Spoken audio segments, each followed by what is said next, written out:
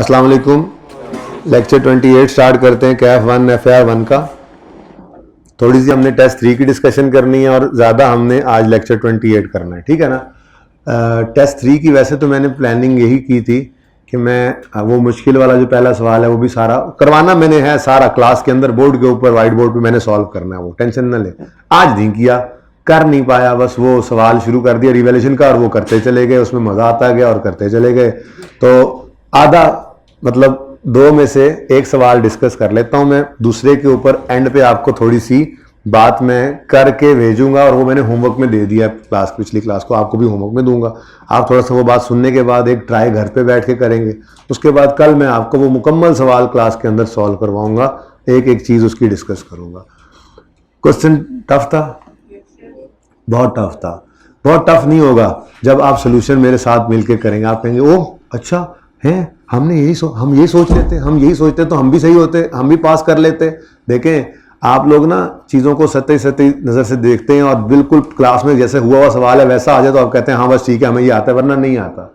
अब आपको पहले 2 टेस्ट की तरह से टेस्ट आते रहे, हाँ आप भी खुश मैं भी खुश, राजी बाजी सारा सेशन गुजर गया, वाह वाह हो गई सर हमें तो सब कुछ आता है। पर्चे में गए वहाँ पे बैठ के मुझे गालियाँ दे, तो उससे देखो ये नहीं कि हर टीचर की अपनी अप्रोच होती है, मेरी थोड़ी सी अप्रोच डिफरेंट होती है, ठीक है। मैं ये कहता हूं कि आपको स्टार्ट के अंदर ही तैयार कर लिया जाए मुश्किल टेस्ट बनाकर। 2 से 3 टेस्ट लगते हैं, आपको मार पड़ती है आपको, फिर आपको पता लग जाता है कि 50% नंबर कैसे लेने हैं मुश्किल से मुश्किल सवाल में भी, ठीक है ना। तो आई कैप का पर्चा जो होता है वो बैलेंस्ड ही होता है, 30 से 35% आसान होता है, 30 से 35% मुश्किल होता है और 30 से 35% बहुत मुश्किल होता है। हम तैयारी करेंगे हर टॉपिक में बहुत मुश्किल के लिए और वो मैं आपको तैयार किया करूंगा टेस्ट के अंदर। आपका टारगेट ये होना चाहिए कि आपने 50% मार्क्स लेने हैं, कैसे लेने हैं ये आपका मसला होगा। खैर मसला तो ये मेरा भी है, लेकिन 2 से 3 टेस्ट के अंदर आपकी ये ट्रेनिंग हो जाएगी, ठीक है, कि आप पासिंग मार्क्स लेने वाले बन जाएंगे, चाहे सवाल जितना मर्जी में टफ बनाया करूंगा। इसकी एक्सप्लेनेशन आपको दूंगा मैं टेस्ट के क्वेश्चन नंबर 1 को जब क्लास में सॉल्व करवाऊंगा। एक तो सवाल सॉल्व करते आप कहोगे यार हम थोड़ी सी हिम्मत करते, थोड़ा सा हाथ पांव मारते तो हमारे तो आधे नंबर थे, क्योंकि मैंने मार्किंग स्कीम भी साथ साथ आपको बोर्ड के ऊपर बना के देनी है कि जिसने ये स्टेप लिख लिया इतने मार्क्स मिल गए, ये लिख लिया इतने मार्क्स मिल गए। सारा सवाल तो सही करना वैसे भी जरूरी नहीं होता, तो आपको एक दुख होगा, लेकिन वो दुख मैं चाहता हूं कि आपको हो ताकि आप अगली दफा उसमें हिम्मत करें, टेस्ट के अंदर बैठ के हिम्मत करके टेस्ट को सॉल्व करें। जो बस टाइम बेटा तो टाइम सबके लिए ऐसा ही है, ठीक है ना, इसी को तो तैयार करना है, ठीक है। अब सब बेटा बहुत कम नहीं होता, बहुत कम नहीं होता, मैं कह रहा हूं मुश्किल के लिए आपको तैयार करना है। तो मुश्किल तो यही चीज है कि टाइम भी कम है, सवाल भी टफ है और फिर 50% नंबर लेने तो लेने हैं ना। ट्रेनिंग का टाइम है यार, ट्रेनिंग हो रही है आप लोगों की, ठीक है ना। अभी तो जंग में लड़ने से पहले आपकी ट्रेनिंग सख्त वाली हो जाएगी, तो वहां पे आसान सवाल आ जाएगा तो मौजें, मुश्किल वाला भी आएगा तो उसके भी आपको पता होगा टैकल कैसे करना है, ठीक है ना। क्योंकि हमारा टारगेट बिल्कुल भी क्लास टेस्ट में अच्छे नंबर लेकर वाह वाह करना या करवाना नहीं है। हमारा टारगेट है आईकैप को पास करना है हमने, तो उसके लिए अगर थोड़ी बहुत आपको 2-3 टेस्ट के अंदर पिटाई होती नजर आए तो होने दे, बल्कि आप ये टारगेट रखें कि जो हो गई सो हो गई, अगली दफा हमने नहीं करनी। जब मैं डिस्कशन करूंगा आप खुद अंदाजा होगा आपको कि नहीं हम बस डरते हैं, हम सिर्फ पहले से सोच लेते हैं ये सवाल ये तो नहीं होगा, पता नहीं इस सवाल में क्या है, ये हमसे नहीं हो पाएगा। जब मैं डिस्कशन करूंगा तो आपके जहन के अंदर ये बात आएगी कि हाँ हम थोड़ी सी हिम्मत करें तो हमेशा हमसे आधा सवाल सही हो जाए कम से कम। मुश्किल से मुश्किल सवाल सीए का बच्चा कोई भी पढ़े बगैर पर्चे में नहीं जाता, तो मुश्किल से मुश्किल सवाल भी आप आधा सही कर सकते हैं, बात सिर्फ होती है आपकी हिम्मत करने की। इंशाल्लाह वो डिस्कस करेंगे। तो पहले करते हैं जी क्वेश्चन नंबर 3 टेस्ट का डिस्कस। जी एसी का स्विंग कर दें तारिक भाई आके। अच्छा ये जो आपके आज के हैंडआउट का क्वेश्चन नंबर 28 का क्वेश्चन नंबर 2 है ना, ये टेस्ट का क्वेश्चन नंबर 2 है दरअसल, ठीक है ना। तो इस टेस्ट के क्वेश्चन नंबर 2 को मैं इधर डिस्कस कर रहा हूं, ठीक है जी। टेस्ट 3 क्वेश्चन नंबर 2 ये सेम क्वेश्चन है, ये क्वेश्चन आपके सामने है। यही एसिड यकम जुलाई 8 को खरीदा हमने, उसके बाद 600 का खरीदा था हमने, 30 साल इसकी लाइफ थी और यकम जुलाई 22 को जाके रीवैल्यू हुआ और जनरल एंट्रीज करनी है 2023 की, यानी 30 जून 2023 वाले साल की जनरल एंट्री सिर्फ करनी थी। ये टेस्ट का क्वेश्चन नंबर 2 था, तो ये मैंने यहां पर हैंडआउट के अंदर डाल दिया है ताकि यहां पे मैं इसको लिख सकूं, ठीक है। एसिड किस दिन परचेज हुआ है जी? यकम जुलाई 2008 पे। कॉस्ट है इसकी 600, लाइफ 30 साल और रीवैल्यू हुआ 1 जुलाई 2022 पर। ठीक है जी। अब एंट्री सिर्फ मांगी गई है किस साल की? 30 जून 23 है ना, year and, for the year ended 30 जून 2023। मतलब हमारा सवाल इस सवाल में हमारा साल जो है वो 31 दिसंबर वाला नहीं है। ठीक है ना। तो हम यहाँ पर आपको मैंने बताया हुआ क्या कर लिया करते हैं, हम यहाँ पे लिख लेते हैं 1 जुलाई 22 से 30 जून 23। ये इस साल की इसने हमसे एंट्रीज मांगी थी सिर्फ। ठीक है, ओके चलो। अच्छा, अब मेरे वो प्यारे प्यारे बच्चे हाथ खड़ा करें और मुझे बताएं जिन्होंने 1 जुलाई 2008 से वर्किंग करना शुरू की और 31 दिसंबर 8, 31 दिसंबर 9, 10, 11, 12, 13, 14, 15, 16, 17, 18, 19, 20, 21, 22, 23, 22 तक लेकर आए एसेट को हर साल की डिडक्शन चार्ज करते हुए ऊंचा हाथ खड़ा करें। एक नहीं है, काफी हैं। आप शर्म न करें, अच्छी बात है, आपके अंदर इतना हौसला तो है। आप पास होने वालों में से होंगे, क्वालिफाई करने वालों में से होंगे। आप जैसे बच्चे होते हैं वो जो अपनी गलती के बाद उसको तस्लीम करते हैं, और जो हर चीज का मलबा आईकैप पे डालते हैं वो क्वालिफाई नहीं करते। आईकैप के अंदर बच्चा एक आधा फेल हो जाना बात नहीं है, मुश्किल वो मसला नहीं है, वो हो जाता होता है। लेकिन उसका मलबा आईकैप पे डाल के, फलां चीज पे डाल के, उस्ताद पे डाल के, पेपर पे डाल के जो आगे जो चलने की कोशिश करते हैं वो नहीं चल पाते। ऐसे बच्चे चल जाते हैं जो कहते हैं हाँ मुझसे गलती हुई। तो किसने गलती की जी? हाँ, उधर हाइब्रिड में बात समझ आई है। 1 जुलाई 2008 से वर्किंग शुरू की, हर साल की डेप्शन माइनस करके बुक वैल्यू, डेप्शन माइनस करके बुक वैल्यू करते करते करते करते 1 जुलाई 22 तक आए। हाथ खड़ा करें जी। ये कोई 7-8 बच्चे इसकी इतनी पॉपुलेशन में से हैं, तो सारी में से भी इसी तरह से होंगे। सही हो गया बस, जज़ाकल्लाह। ठीक है, तो ऐसे नहीं करना था भाई। स्ट्रेट लाइन मेथड है, सवाल खामोश है तो स्ट्रेट लाइन मेथड लगाते हैं। स्ट्रेट लाइन मेथड के अंदर हर साल डेप्रिसिएशन बराबर होती है। ठीक है ना। जब हर साल डेप्रिसिएशन बराबर होती है तो आपने क्या करना था? आपने नंबर ऑफ ईयर्स गिन लेने थे और कॉस्ट में से उनकी डेप्रिसिएशन एक ही बार डेप्रिसिएशन माइनस करने की बजाय अक्यूमुलेटेड डेप्रिसिएशन माइनस कर लेनी थी। 1 जुलाई 2008 से 30 जून 2022 तक की, ये 1 जुलाई 2022 तक की गिनती कर लेते हैं। 1 जुलाई 8 को एसेट आया तो 1 जुलाई 9 तक 1 साल, 10 तक 2 साल, फिर 11, 12, 13, 14, 7 गिने, 15, 16, 17, 18, 10 हो गए, 19, 20, 21 और 22। ठीक है, कितने साल गुजर चुके थे? रिवर्जन के दिन तक लेके आना था ना, और हमारे साल का पहला दिन भी था इस सवाल में। ठीक है, तो 14 साल गुजर चुके थे। तो आपने मेरे प्यारे बच्चों ये काम करना था। ये कॉस्ट 30 जून 22 मैंने इसलिए लिख दिया यहां पर 30 जून 22, ये 1 जुलाई 22 भी लिख सकते हैं। 30 जून 22 लिखकर आपको आदत है ना, इस तरह से आप 30 जून लिखते हैं। ठीक है, 30 जून 22, ये 1 जुलाई 22 एक ही बात है। ठीक है ना। तो 30 जून 22 पर कॉस्ट 600 है, और कॉस्ट तो सारी जिंदगी यही रहनी है ना, इसलिए 30 जून 22 लिखूं या जो मर्जी लिखूं, कोई मसला तो नहीं है। ठीक है ना। आप कभी हमने तो कॉस्ट लिखनी है 1 जुलाई 2008 लिखनी है, तो लिख लो 1 जुलाई 2008। फिर उसके नीचे कंप्यूटेशन लिखते हुए तो 30 जून 22 ही लिखना है, और बुक वैल्यू 30 जून 22 पे ही आनी है। ठीक है, तो आपने ये 30 जून 22 लिखनी है कॉस्ट, तब भी सही है। आप इसकी जगह यहां पर होता है ना, कुछ बच्चों का एतराज हो जाता है, नहीं जी ये 30 जून 22 हमें पसंद नहीं। पिछली क्लास में किसी ने एतराज नहीं किया वैसे। ठीक है, तो आप यहां पर लिख लो, लेकिन मेरा दिल कर रहा था कोई करे। 1 जुलाई 2008 को कॉस्ट थी 600। एक बच्चे ने बोला, मैंने कहा चुप चुप बस, ठीक है ऐसे ही, कॉस्ट सारी जिंदगी ऐसी रहती है। तो भाई ठीक था, वो भी लिखा हुआ, ये भी ठीक है। कॉस्ट 1 जुलाई 8 को जो है, कॉस्ट तो 30 जून 22 में भी यही है। ठीक है ना। ओके, अच्छा, अब इसमें से हमने डेप्रिसिएशन माइनस की। देखो स्ट्रेट लाइन मेथड था, तो हमने कहा कॉस्ट ओवर लाइफ करें तो 1 साल की डेप्रिसिएशन आ जाएगी।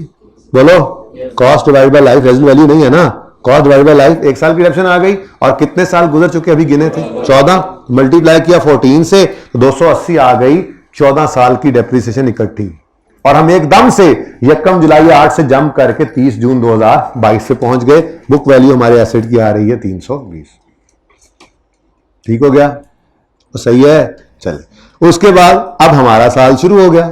ठीक है, अब 1 जुलाई 22 को एसेट रीवैल्यू हुआ है, रीवैल्यू होकर 800 पे पहुंच गया है। तो 1 जुलाई 22 पे एक लाइन खाली छोड़ते थे ऐसे। ठीक है, एक लाइन मिटा देता हूं बेटा, फिर मैंने करवाया तो है, स्विंग नहीं हुआ। तारिक भाई स्विंग नहीं हुआ। अच्छा अच्छा जी, सुने जल्दी से जरा इसको देख लेते हैं दोबारा। अच्छा है जी जी, बुक वैल्यू 320 थी, बोले रीवैल्यूएशन हो रही है, एक लाइन खाली छोड़कर रीवैल्यूड अमाउंट लिख ली। ठीक है, क्या करना है जी, इसी को क्या करना है, इसलिए सबको ऊपर कर दो, सबको इधर मुझे वहां लगे। ठीक है ना, सबको जी। अच्छा, एक लाइन खाली छोड़कर रीवैल्यूड अमाउंट लिख लीजिए हमने। बोले अब 320 से एसेट बढ़कर हो गया 800 पे। ठीक है, हो जाएगा बेटा। वो क्या मतलब, क्या उसमें क्या देख रहे हो तुम, जीगर के साथ जो बैठा हुआ लड़का, क्या देख रहे हो? एसी के अंदर स्विंग ऊपर होगा तो क्या हो जाएगा अगर तुम उसको देख लोगे? पास हो जाओगे उसको देखने से। इधर देख लो ताकि पास हो जाओ, जो काम देखने वाला है जी। तो 320 से एसेट बढ़कर 800 पे चला गया तो सरप्लस आया, लॉस आया? सरप्लस आ गया। कितना सरप्लस आ गया? 480 का। इस सरप्लस के कॉलम में आपने लिख लिया 480। ठीक हो गया, सही है। अच्छा, उसके बाद रीवैल्यूएशन सरप्लस बैलेंसिंग फिगर आ गई आपकी। ओके, और फिर ईयर एंड पे आपने इसको 30 जून 23 पे जाके इसको डेप्रिशिएट करना था। तो डेप्रिशिएशन के लिए अब आपने लेनी है रीवैल्यूड अमाउंट, डिवाइड करना है उसको रिमेनिंग लाइफ से। रिमेनिंग लाइफ किस दिन निकालनी है? रीवैल्यूएशन के दिन खड़े होकर, ईयर एंड पे ना निकालने लग जाना। अच्छा, मैंने ये नहीं कहा कभी कि यकम जुलाई यकम जनवरी पे निकालेंगे, बल्कि मैंने हमेशा ये कहा रीवैल्यूएशन के दिन रिमेनिंग लाइफ निकालेंगे। उसकी वजह क्या है? देखो, आज start of the year revaluation करते फिर रहे हैं, कल को ईयर एंड पे रिवैल्यूएशन चली जाएगी तो हमारा उसूल ये नहीं होना चाहिए कि यकम जुलाई साल के पहले दिन रिमेनिंग लाइफ निकालें। हमारा उसूल ये होना चाहिए जिस दिन रिवैल्यूएशन हुई है उस दिन खड़े होकर रिमेनिंग लाइफ निकालें। ठीक है ना? तो रिवैल्यूएशन किस दिन हुई? यकम जुलाई 22 पे। यकम जुलाई 22 पे खड़े होकर रिमेनिंग लाइफ निकाले। तो यकम जुलाई 22 तक लाइफ गुजर कितनी गई? 14 साल। अभी तो गिने 14 साल, यकम जुलाई 8 से यकम जुलाई 22 तक 14 साल गुजर गए। ठीक है, 14 साल गुजर गए। टोटल लाइफ कितनी थी? 30। 14 गुजर गए तो रिमेनिंग 16, तो डिवाइडेड बाय 16। और जो एसिड के साथ करते हो वही सरप्लस के साथ आंखें मीट के कर लेते हो जी। बताएंगे, बताना पसंद करें? मैंने मिटा दिया ना, इसलिए बता दें अब आप 50। और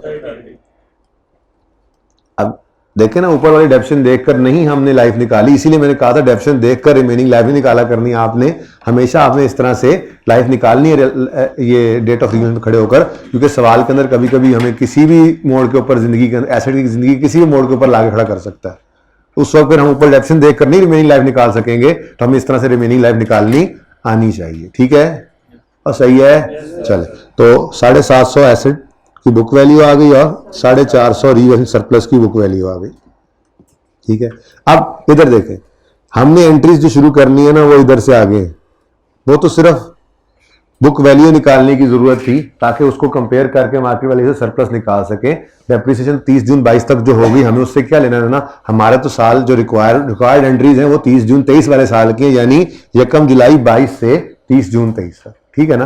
तो ये तो एंट्रीज हो रही है यहां से शुरू। ठीक है, अब ये 4 एंट्रीज बनती थी। पहली एंट्री यकम जुलाई 22 को ट्रांसफर की है, accumulated एप्शन debit asset credit.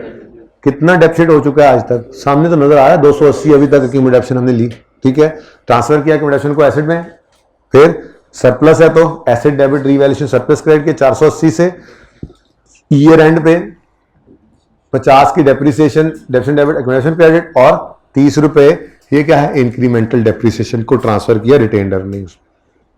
Upward revaluation की वजह से डेप्रिसिएशन 30 से बढ़ गई, जिस वजह से प्रॉफिट 30 से कम हो गया, तो रिटेन्ड अर्निंग्स भी कम हो गई। हम रिटेन्ड अर्निंग्स को बढ़ाएंगे क्रेडिट और कम करेंगे उस अकाउंट को सरप्लस आने पर बढ़ाया था, यानी रिवैल्यूएशन सरप्लस, तो उसको डेबिट कर दिया। यही सीखा था ना कल। ठीक है, तो ये था टेस्ट नंबर 3 का क्वेश्चन नंबर 2। ठीक है जी, उसके बाद टेस्ट 3 का क्वेश्चन नंबर 1 इंशाल्लाह हम एंड पे थोड़ा सा देख लेंगे एंड पे। ठीक है, और होमवर्क में होगा वो कल, फिर इंशाल्लाह वो मैं आपको सॉल्व करवा दूंगा। इसमें कोई सवाल है तो पूछ लें।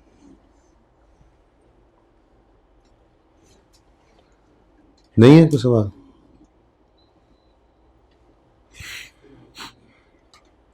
डायरेक्ट कितने बच्चों ने कर लिया था? डायरेक्ट ही किया था, ऐसे डायरेक्ट, बड़ी बात है। चले ठीक है, यानी कि दिमाग चलता है यहाँ पे कुछ बच्चों का। मैं तो स्टूडेंट होता था तो मेरा तो इतना नहीं चलता था। अच्छे बच्चे हैं आप लोग, मैं इतना लायक नहीं।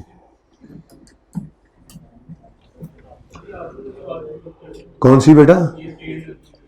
ये हमने कल एक एंट्री की थी, कल क्लास के अंदर मैंने 4 स्टेप्स लिखवाए थे। मैंने कहा था असल में ना आप 600/30 करके मुझे आंसर बताएं, डेफिनेशन कितनी आती है? 600/30 करके बताएं।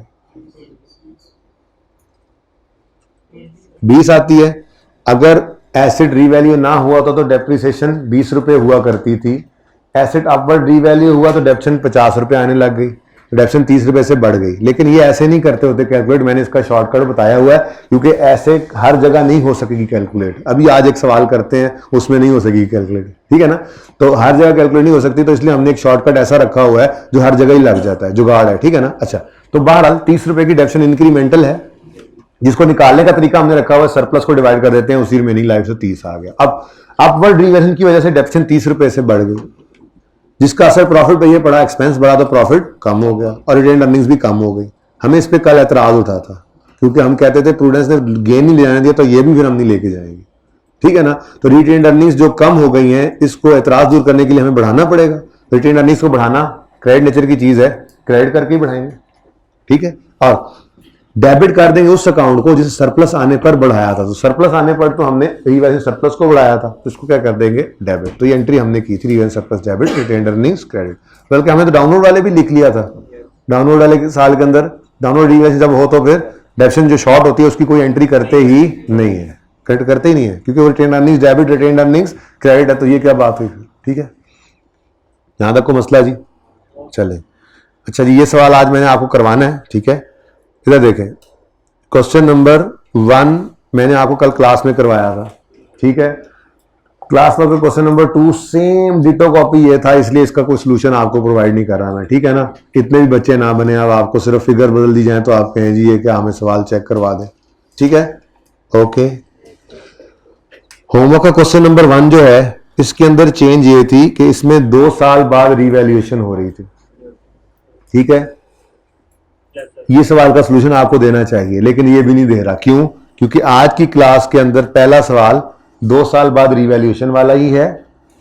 फर्क सिर्फ ये है कि इसमें 2 रिवैल्यूएशंस थी, हमारा सवाल इससे भी एक कदम आगे बढ़ गया, उसमें 3। तो पहले 2 तक की रिवैल्यूएशन जो है वो उस जैसा सवाल है जैसा आपका कल का होमवर्क है, ठीक है?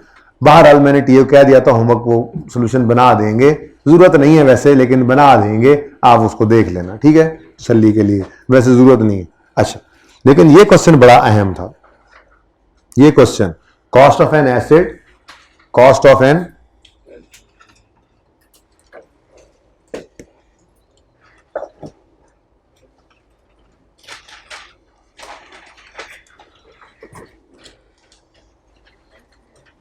जी देखें, सवाल पढ़ें जरा, कल वाला homework. Cost of an asset on यकम January 15 is 600, life of asset is 6 साल। ऑन यकम January 16 asset is revalued at 400 with remaining life of 10 साल। अजीब सा सवाल था, सवाल में गलती हो गई थी शायद। सवाल में गलती नहीं, बड़ा अहम कॉन्सेप्ट है जो आपको देना था, इसलिए ये सवाल होमवर्क में दिया था कि आप करके आए। कितने बच्चों ने अटेम्प्ट किया वैसे? चले चले, शिकर कुछ पढ़ने वाले बच्चे ही आए हुए, जाहिर सी बात है, जो बाकी तो घर चले गए, ठीक है? तो अब 1 साल गुजरा, अगले साल में पहले ही दिन एसेट रीवैल्यू होकर 400 पे चला गया। अब हमारी आदत ये थी कि हम रिमेनिंग लाइफ खुद निकालते थे, और हम यहां पर क्या करते, हम कहते जी 1 साल गुजर गया है, 6 साल टोटल लाइफ थी, 1 गुजर गया तो रिमेनिंग कितने हैं? 5, तो हम 5 की रिमेनिंग लाइफ ले लेते आदत के मुताबिक। लेकिन सवाल के अंदर उसने कहा रिमेनिंग लाइफ 10 साल है। अब हो गया कॉन्फ्यूज, 5 साल लें खुद कैलकुलेट करके, या सवाल वाली रिमेनिंग लाइफ 10 साल लें? तो भाई देखो, अगर एक प्रोफेशनल बंदा रिवैल्यू ना प्रोफेशनल बंदा होता है, हमारा काम नहीं होता रिवैल्यू करना एसेट्स को, वो जो रिवैल्यूएशन करता है उसकी रिपोर्ट के ऊपर रिलाई करके हम एंट्रीज कर लेते हैं, ठीक है ना? तो एक प्रोफेशनल आदमी ने जब आपके एसेट की वैल्यू लगाई है, आप उसकी वैल्यू को फेयर वैल्यू मानते हुए बुक्स में इनकॉर्पोरेट कर रहे हो, तो उसी प्रोफेशनल ने फिर इसके साथ रिमेनिंग लाइफ बता दी एसेट को देखकर। ये कम भी हो सकती थी, ये 3 साल भी हो सकती थी, ये 10 साल पे चली गई। उसने एसेट को देखा, उसने कहा वाह वाह जबरदस्त जबरदस्त एसेट है, 10 साल और चलेगा अभी, ठीक है? वो ये भी कह सकता था इतनी बुरी हालत है एसेट की, तुम कहते हो 5 साल रिमेनिंग है, मैं कहता हूं 2 साल मुश्किल से चलेगा। तो अगर सवाल के अंदर रिमेनिंग लाइफ खुद निकाल के दे दे तो हमने सवाल में वही यूज करनी है, हमने फिर खुद से कैलकुलेट नहीं करनी, ठीक है? ये बात पता नहीं लिखी क्यों आप लोगों, क्योंकि लिखी क्यों नहीं आप लोगों ने? इस पे पहले जरा ये रिमेनिंग लाइफ को अंडरलाइन करके स्टार लगा के लिखे ना यहाँ पे अंग्रेजी से अंग्रेजी और भी लिख ले, बल्कि यहाँ पे जगह खाली है ना हैंड आउट के नीचे लिखे यहाँ पे। अगर सवाल में रिमेनिंग लाइफ खुद कैलकुलेट कर खुद बता दे, अगर सवाल में रिमेनिंग लाइफ खुद बता दे, अगर सवाल में रिमेनिंग लाइफ बता दे, खुद को काट दे, अच्छा नहीं लग रहा जुमला जरा, अगर सवाल में रिमेनिंग लाइफ बता दे तो हम खुद कैलकुलेट नहीं करेंगे, ये खुद इधर आना चाहिए था, बेखुद कर दिया इसने मुझे। अगर सवाल में रिमेनिंग लाइफ बता दे यानी गिवन हो तो हम खुद से कैलकुलेट नहीं करेंगे, बल्कि सवाल वाली रिमेनिंग लाइफ को ही इस्तेमाल करेंगे। ठीक है, एक मिनट पहले पूरी सबको बात लिखने दें जी। अगर सवाल में रिमेनिंग लाइफ बता दे तो हम खुद से कैलकुलेट नहीं करेंगे, बल्कि सवाल वाली ही गिवन लाइफ को यूज कर लेंगे। ठीक है, जो जुमला भी लिखवाया था बस चेंज हो गया अगली बार। जी आप बोले मैडम। नहीं देखें, जितने ईयर पास हो चुके हैं सवाल यह है उनको तो माइनस नहीं करेंगे। अगर वो यहां पर ये लिख देता ऑन यक्रम 16 acid revalue at 400 with total life of 10 साल, तो फिर आप 10 में से एक माइनस करके 9 निकालते। ठीक है ना उन्हें रिमेनिंग लाइफ खुद दे दी। जी सही है ये बात, ओके चले।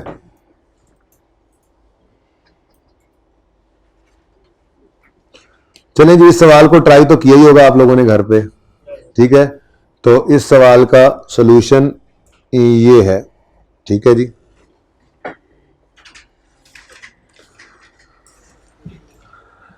कॉस्ट 600 थी, पहले साल डेप्रिशिएट किया हमने, डिवाइड बाय 6 करके 100 की डेप्रिसिएशन आई, 500 बुक वैल्यू आ गई। यकम जनवरी 16 पे रीवैल्यू होकर 400 पे गया, एक लाइन खाली छोड़ी, रीवैल्यूएशन रीवैल्यू अमाउंट लिखी और पहले ही साल क्या आ गया, रीवैल्यूएशन लॉस। एक तो ये बात भी इसमें अहम थी, इसमें दो बातें अहम थी, छोटा सवाल ही थी छोटी सी, लेकिन दो अहम बातें थी। पहली, पहले साल लॉस आ सकता है, दूसरी रिमेनिंग लाइफ सवाल बता दे, तो ये दोनों बातें देखनी थी हमने। ठीक है ना, तो रिवैल्यूएशन लॉस पहले ही दिन आ गया तो कोई मसला नहीं है भाई, रिवैल्यूएशन लॉस ही आया ना, क्या हो गया। अगर लॉस आ गया पहले ही साल, उस लॉस ने देखा ऊपर कोई सरप्लस नजर उसको नहीं आया, तो सारे का सारा लॉस कहां चला गया, सीधा प्रॉफिट एंड लॉस में। ठीक है, यहां पे कुछ भी नजर नहीं आ रहा आपको। ठीक है ना, यहां पे कुछ भी नजर नहीं आ रहा क्योंकि कोई लॉस पड़े नहीं हुआ था। तो ठीक है, एक बात तो ये समझ आ गई। अब हो गया एसेट रीवैल्यू, बोलो हो गया एसेट रीवैल्यू, ये एंड पे इसको क्या करना है, डेप्रीशिएट। तो यही बात मैंने अभी अभी आपको आपके रजिस्टर्स पे आपके नोट्स के ऊपर लिखवा दी कि अगर रिमेनिंग लाइफ खुद बता दे तो हमने नहीं निकालनी, उसी को यूज कर लिया। 400/10 100/10 तो 40 और 10। सर जो ये एक साल यूज हो गया उसे माइनस नहीं करेंगे? जी यही मैंने थोड़ी देर पहले इधर जवाब दिया था कि अगर सवाल के अंदर ये लिखा होता वैल्यू होकर 400 पे गया है और टोटल लाइफ 10 साल हो गई है, तो फिर हम कहते कि 10 में से एक गुजर गया, रिमेनिंग 9 है। लेकिन सवाल में वो खुद कह रहा है कि इस दिन यकम यानी 16 पे 400 पे गया है और इस दिन रिमेनिंग लाइफ 10 साल है, तो उसने खुद ही रिमेनिंग लाइफ निकाल कर दे दी। ठीक है, अच्छा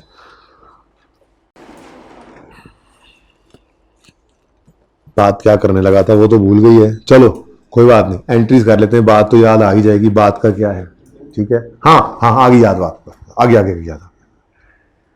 जरा 600 को 10 से डिवाइड करो तो आंसर क्या आता है, 100 आता है। जरा इस 100 को देखो और रीवैल्यूएशन डाउनवर्ड हुई तो इस 40 को देखो, इस हिसाब से तो 60 रुपए से डेप्रिसिएशन शॉर्ट हुई है, बोलो। लेकिन यहां पे आप देखो तो सिर्फ 10 आ रहा है, लाइफ बदल गई। इसलिए मैंने आपको कभी भी यूं नहीं कहा था कि पुरानी डेप्रिसिएशन देखो और नई डेप्रिसिएशन देखो और एक्सेस शॉर्ट निकालो, बल्कि मैंने आपको एक शॉर्टकट बता दिया था, जो एसेट के साथ करो वही सरप्लस या लॉस के साथ कर दो, आंसर सही आएगा। इसी दिन के लिए कहा था ये, क्योंकि अगर लाइफ बदल जाए तो फिर एसेट की वो डेप्रिसिएशन उस तरह से नहीं आती कि आप कंपेयर करके इंक्रीमेंटल डेप्रिसिएशन निकाल सकें या शॉर्ट डेप्रिसिएशन निकाल सकें। ठीक है ना, इसलिए अपना उसूल पक्का हमारे काम आ गया, ये शॉर्टकट हमारे काम आ गया, वरना तो वो फेल हो गया था। ठीक है, अच्छा अब एंट्रीज अगर करनी हो तो एंट्रीज मैं बोलता हूं, आप लोगों ने की होंगी एंट्रीज। पहली एंट्री क्या होगी, एसेट डेबिट कैश क्रेडिट 600 से। दूसरी एंट्री इस साल की हुई होगी 15 की, depreciation expense debit accumulated depreciation credit. 15 is over, 16 शुरू हुआ। 16 के अंदर पहले ही दिन क्या हो रहा है, रिवैल्यूएशन। तो रिवैल्यूएशन के दिन एंट्रीज में तो पहली एंट्री क्या होती है, ट्रांसफर की एंट्री। क्या एंट्री होती है, accumulated depreciation debit asset credit. अब ये एंट्री हमें कहीं नजर नहीं आ रही यहां पे, क्यों, क्योंकि एसेट अकाउंट को बुक वैल्यू पे लाने की एंट्री है, वर्किंग तो ऑलरेडी बुक वैल्यू शो कर रही थी 500 रुपए की, ठीक है ना। इसलिए ये पहली एंट्री रिवैल्यूएशन वाली आपको वर्किंग में कहीं नजर नहीं आया करेगी। देखो ये यकम, ये 30 31 नंबर 15 पे ना, 15 का साल खत्म हो गया, अब 16 का साल इससे आगे है। 16 की एंट्रीज ये पड़ी हैं, 16 की एंट्रीज के अंदर कहां एक्यूमुलेशन डेबिट, देखो ना, ये तो देखो, ये एसेट बढ़ा, एसेट बढ़ा, एसेट डेबिट, दूसरा impact cash credit. Depreciation asset की कमी है ना, एक्यूमुलेटेड का क्रेडिट होना मतलब एसेट का क्रेडिट होना एक ही बात है, बोलो डेप्रिसिएशन का बढ़ना एसेट की कमी है ना, ठीक है। तो दूसरी एंट्री भी नजर आ रही है, डेप्रिसिएशन एक्सपेंस डेबिट एसेट या एक्यूमुलेशन क्रेडिट। यहाँ पे बुक, यहाँ पे हम एसेट को क्रेडिट कर देते हैं, वर्किंग चल रही होती है ना, एक्यूमुलेशन अलग से बनाते नहीं, ठीक है। तो ये एक्यूमुलेशन क्रेडिट हो गई, ये एंट्री भी नजर आ रही है। अब 16 का साल आया, हमने कहा पहली एंट्री होगी ट्रांसफर की, ट्रांसफर है, बोलो accumulation depreciation debit asset credit, कितने से, 100 से। कहीं पर नजर आ रहा है, वो इत्तेफाक से ये 100 आ गया लॉस, वरना ये तो रिवैल्यूएशन लॉस है। ट्रांसफर की एंट्री कभी भी वर्किंग में नजर नहीं आया करेगी, क्योंकि वर्किंग ऑलरेडी बुक वैल्यू पे।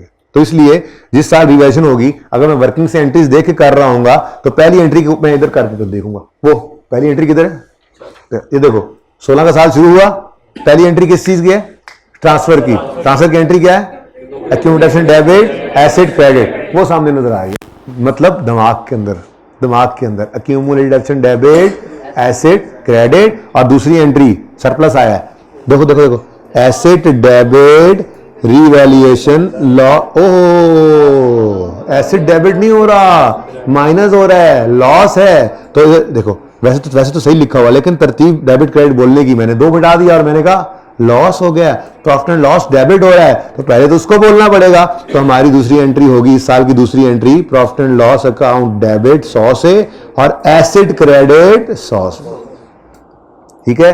फिर तीसरी entry depreciation expense debit accumulated depreciation credit 40 से, और चौथी एंट्री ये करते ही नहीं है,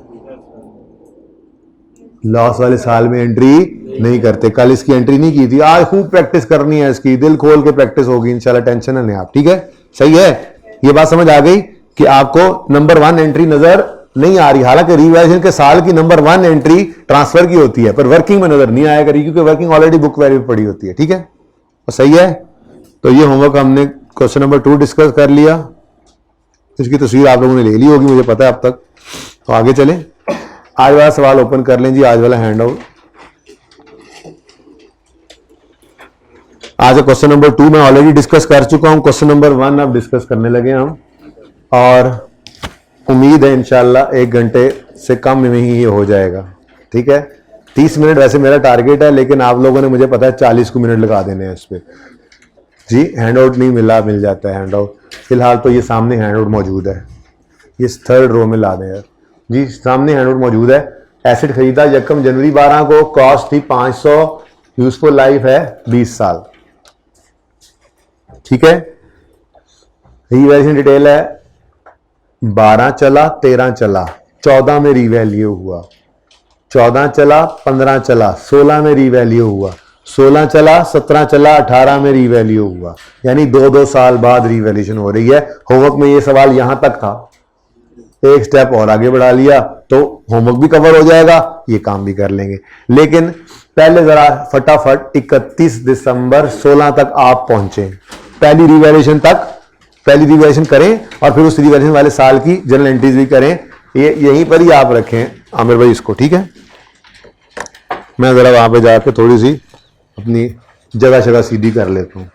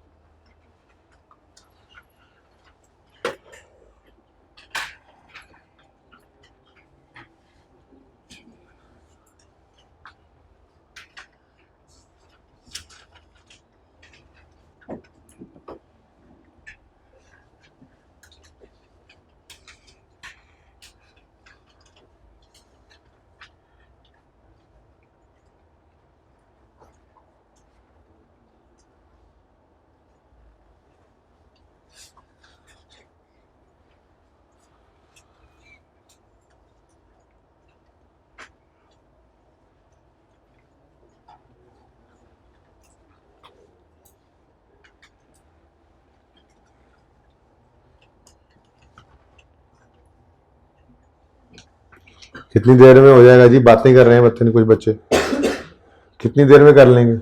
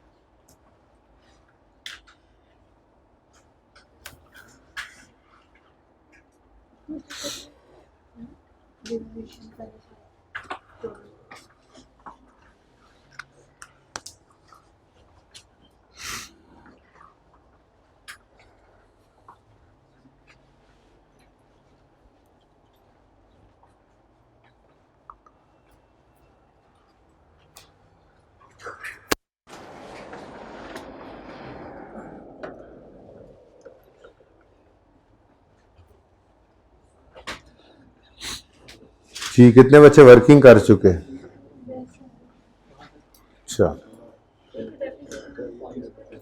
नहीं राउंड करना है, खबरदार किसी ने पॉइंट यूज किए तो। कैसे ना हो? बताओ क्या फिगर है? तो 44 आ गया ना आंसर। कैसे राउंडिंग नहीं हो सकती? पॉइंट को राउंड डाउन कर दो, 0.5 होता तो राउंड अप कर देते। ऐसे टाइम क्यों जाया करें? एफर्ट भी टाइम भी।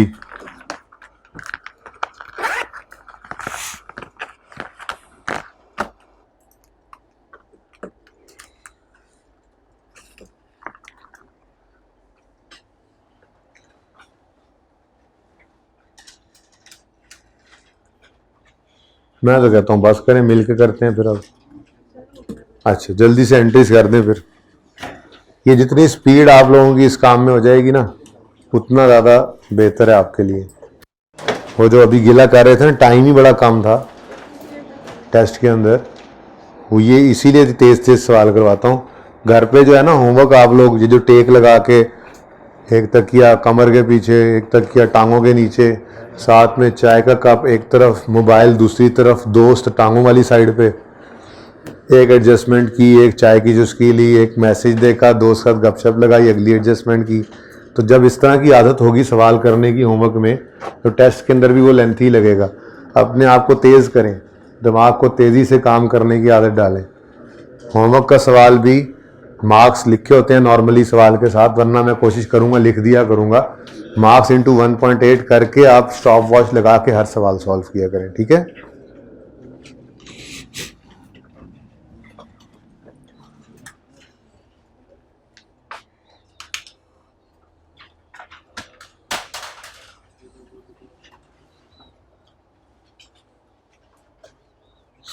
बस रिवैल्यूएशन आज आपको आ जानी है। बस अब तो फिर डेट शीट बदल दिया करेंगे साल के स्टार्ट में, नहीं तो एंड में ले जाएंगे। आगे जाके कोई डिस्पोजल देखना है तो देख लेंगे। रीवैल्यूएशन यही होनी है।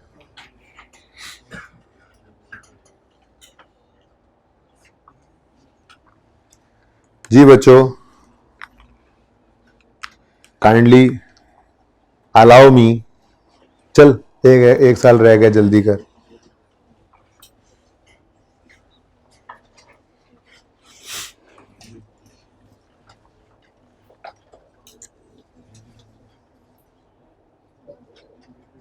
समझ आ रही है तुम्हें?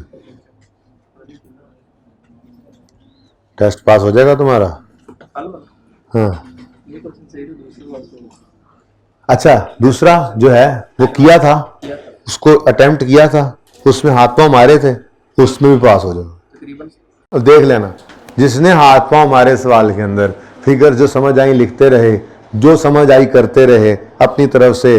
डिस्पोजल है तो एसेट अकाउंट में कॉस्ट तो क्रेडिट करेंगे ही, फिर एक्यूमुलेशन डेबिट तो करेंगे ही, इस किस्म की बातें। जिससे ओपनिंग नहीं निकला एक्यूमुलेशन का, कोई बात नहीं, उसने एक्यूमुलेशन का अकाउंट तो ओपन किया, उसमें डिस्पोजल की एक्यूमुलेशन तो लिखी।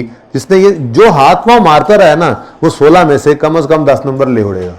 और जिसने सवाल को देख के कहा नहीं मुझसे नहीं होता, ठीक है मुझसे नहीं होता, छोड़ो बस चलें घर, रोजा भी लग रहा है, जाके सोते हैं, वो पास नहीं हो सकते। वो पर्चे भी आई के पर्चे भी पास नहीं होते, ठीक है ना? सवाल को जो समझ आए वो कर देना, ये सिखाना है असल में आपको। क्यों? नेगेटिव मार्किंग नहीं है आई कैप में, गलत करोगे तो नंबर कटते नहीं है, इसलिए दलेरी के साथ जो समझ आए कर दिया करो, ना करके भी तो जिफर नंबर आना ही है, करके जिफर नंबर ले लो, मसला क्या है, डर किस बात का है। तो जिन जिन बच्चों ने एफर्ट की होगी उनको नजर आएगा वो पास होंगे। बाकी मैं आपके साथ जब क्वेश्चन डिस्कस करूंगा तो आपको पता चलेगा कि हर कोई फाइट कर सकता था, इतनी मुश्किल बात ही नहीं थी। पर्चा पा मैं मार्किंग स्कीम भी कल बोर्ड के ऊपर बनाऊंगा आपके साथ कि ये स्टेप जिसने परफॉर्म कर लिया देखो उसके इतने नंबर मिल गए, फलां काम नहीं भी हो रहा था उस पर तो ये डिपेंडेंट भी नहीं था फलां काम, ऐसे तो इसके ऊपर ये डिपेंडेंट नहीं था। आप खुद देखेंगे कि आपके पास 16 में से 10-12 मार्क्स आपके ना सवाल आते हुए भी आपके आ रहे होंगे इसमें। तो ये चीज आपको मैं कभी भी वैसे नहीं सिखा सकता आसान टेस्ट के अंदर, ये मुश्किल टेस्ट के अंदर ही आपको मैं सिखा सकता हूं, इसलिए कॉन्फिडेंस लूज नहीं करना। पहले 1-2 टेस्ट के अंदर बच्चे परेशान हो गए, लगता है हमें काउंटिंग नहीं आती है, काउंटिंग आपको आती है, टेस्ट मुश्किल बनाया। क्यों मुश्किल बनाया है? क्योंकि आप वो इस चीज के ऊपर तैयार कर सकूं कि आप पासिंग मार्क्स लेना सीख लें। चलें जी बस करें, मिलके करते हैं, आ जाए इधर। 1 जनवरी 12 पे 500 का एसेट खरीदा, इधर देखें जी, 1 जनवरी 12 पर कॉस्ट है 500, फिर लाइफ कितनी है जी एसेट की 20 साल है, तो डेप्रीशिएट करेंगे 500 डिवाइडेड बाय 20, कितना जी 25 की डेप्रीसिएशन आ गई, बुक वैल्यू आ गई 475। तो पहले साल एंट्री, सबसे पहली एंट्री है 1 जनवरी 2012, एसेट डेबिट कैश क्रेडिट, कितने से जी 500 से। नहीं हर साल की एंट्रीज मांगी हुई है ना, ठीक है, इस वजह से अभी ना करवाएं, अभी मुझे अलग रखने दें, मुझे बच्चों को सिखाने दें, वैसे कर सकते हैं, ठीक है। अच्छा जी, इन्होंने क्या पूछा है जी, अगर वो सवाल ऐसा होता तो मैं रिपीट कर देता ऑनलाइन वालों। अच्छा खैर सुन लो, उन्होंने कहा है, बच्चे स्टूडेंट ने कहा है कि ये डेफिनेशन इकट्ठी कर दे, मैंने कहा नहीं, ठीक है अलग अलग रखें, ओके जी। चलें आगे जी। ये एंड पे डेप्रिसिएशन कितनी है, 31 दिसंबर 12 पे 25 रुपए की डेप्शन है, एंट्री करो। 31 दिसंबर 12 पर डेप्शन की एंट्री है, depreciation expense debit, accumulated depreciation credit 25 से, साल इज ओवर, ठीक है। यहां तक को मसला, यहां तक सब सही थे, यहां तक भी सही ना होते तो फिर तो हद होगी, फिर तो जी, फिर तो जूता होना चाहिए था मेरे हाथ में जी। इधर है, उसके बाद 13 वाले साल में रीवैल्यू हुआ नहीं हुआ, तो ये पहली बार होमवर्क में हुआ था। खैर इससे पिछले भी एक क्लास वर्क का होमवर्क मैंने दिया था 2 साल बाद, नहीं दिया था शायद, चलो बहरहाल आप तो दे लिया। क्या रीवैल्यू नहीं हुआ, हर साल जरूरी नहीं एसेट रीवैल्यू हो, तो नहीं हुआ तो ना सही डेप्रिशिएट कर दो। अब इधर देखो मेथड कौन सा चल रहा है, स्ट्रेट लाइन, तो फिर स्ट्रेट लाइन में दोबारा पर्चे में लिखने की जरूरत भी नहीं है 500/20, ये तो मैं आपको समझाने के लिए लिख रहा हूं। हर साल डेप्रिसिएशन ने बराबर आना है, यानी हर साल फॉर्मूला ने रिपीट होना है, तो 25, ठीक है जी, और 450 आ गई बुक, ठीक है। तो 31 दिसंबर 13 वाले साल में सिर्फ एक ही एंट्री है डेप्रिसिएशन की, 31 दिसंबर 13 पे क्या एंट्री होगी, 31 दिसंबर 13 पर डेप्रीसिएशन एक्सपेंस डेबिट और एक्यूमुलेटेड डेप्रीसिएशन क्रेडिट। देखो ना, अगर कभी भी एसेट रीवैल्यू ना हो तो हर साल ऐसे ही डेप्रिसिएट होता जाएगा, 25 और 20 साल बाद सिफर हो जाएगा, ठीक है। कोई सवाल यहां तक?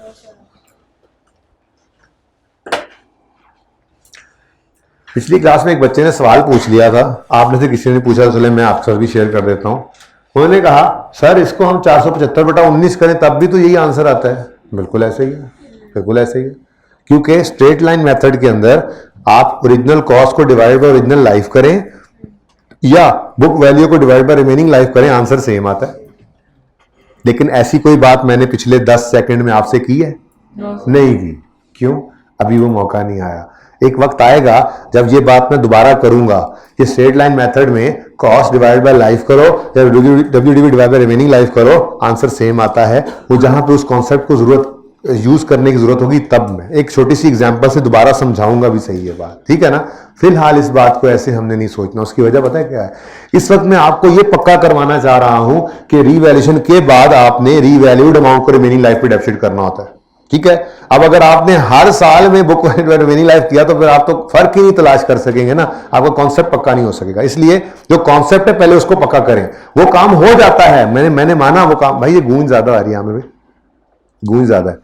अच्छा, ये काम हो सकता है, बिल्कुल सही है, इसको यूज भी करेंगे। जहां पे करेंगे वहां पे मैं दोबारा लिखवा के छोटी सी एग्जांपल से उसको प्रूफ भी करूंगा, फिर आगे चलेंगे, ठीक है ना। उस बात को फिलहाल आप भूल जाएं। फिलहाल आप ये कॉन्सेप्ट पक्का करें कि स्ट्रेट लाइन मेथड हो तो हर साल डेप्रिसिएशन बराबर आती है, जिसको यूं भी कहा जा सकता है कि हर साल फॉर्मूला रिपीट होता है, यानी सेम रहता है फॉर्मूला, ठीक है ना। इसलिए हर साल फॉर्मूला सेम लिखना है, यहां कोई फनकारी अपनी तरफ से कतन नहीं लगानी, ओके, ठीक है। अच्छा जी, उसके बाद क्या हुआ? जेकब जनी 14 पर एसेट हो गया रीवैल्यू। तो भाई अपने स्टेप्स याद रखो, ठीक है। वर्किंग में क्या करते हैं? एक लाइन, दो लाइन नहीं, एक लाइन खाली छोड़ते हैं और रीवैल्यूड अमाउंट लिखते हैं। तो एक लाइन खाली छोड़ दी हमने और रीवैल्यूड अमाउंट कितनी जी? 800, ये हमने लिख लिया। सरप्लस भी आ सकता था, लॉस भी आ सकता था, लेकिन आ क्या गया? सरप्लस। 450 से एसेट बढ़कर 800 पे चला गया तो 350 का आ गया सरप्लस।